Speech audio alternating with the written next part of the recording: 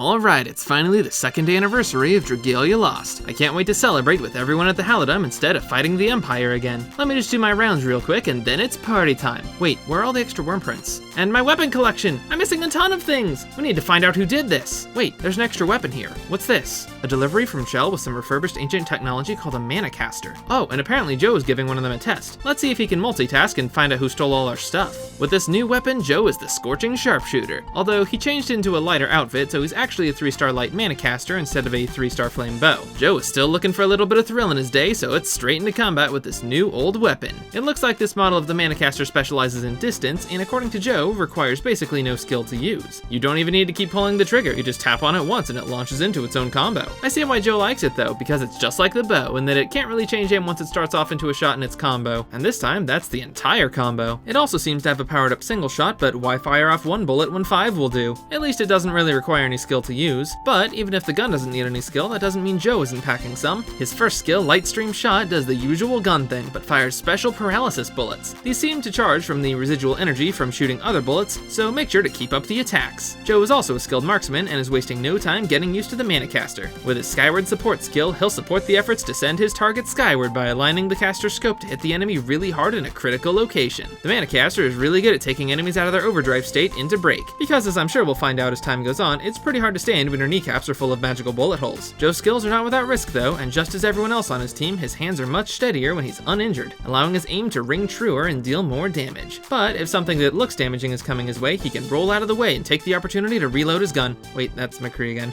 Joe, on the other hand, will look for any openings in the enemy's defense and get an idea of where the weak spots are for more critical hits. I also asked Joe how he built up a near immunity to poison, and all he told me was that his old rival wasn't very good at cooking, and that we should be grateful for the wonderful chefs we have at the Halidom. I have no doubt Joe can get the hang of this weapon, but in her letter, Chell did mention that it could use a couple Eldwater baths to clear away the lingering rust. And I'm not going to mention what I think of Joe's future because the devs are watching and love to make sure I'm incorrect, so why bother? Just make sure he gets a magical full immunity to poison if you're going to be tackling any world-threatening threats. But if Joe is going to be tackling those threats and whoever stole our weapons, he's gonna need a full set of gear. This antique mana caster that Chell sent is about all we have right now, so it'll have to do. We should recruit Cat Sheath to help out too, as she can probably give Joe any tips Chell has figured out. Also for worm prints, wait, Joe, why did you put on an outfit without any pockets? Okay, well, oh, it looks like this new weapon type has built-in slots that can fit worm prints, although the sizes are gonna take some finagling. Joe's skill was built up when he was facing off against his old rival, so let's put in memory of a friend. He also dueled him, so how about dueling dancers? That's still a duel, right? Huh, there's actually room for another one. I wasn't expecting that. So for now, I'll throw in unexpected requests, and in the future, I'll certainly be ready for the possibility of more than 2. When going out into the field, Joe should always have a backup plan, so let's stick a bow in his non-worm print shaped back pocket just in case he runs out of his infinite bullets. Also, this mana caster appears to shoot horizontal lasers, so let's get some vertical ones in there too.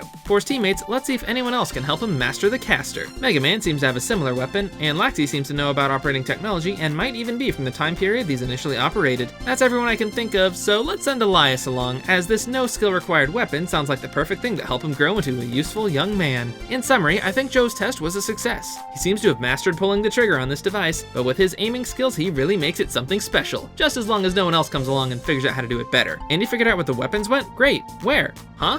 Why did we take them all apart? Oh, we're rebuilding them with worm print storage? Okay, I'll keep that in mind for the future then. Wait, how many slots? Up to 5? I have to pick 5 worm prints for everyone now?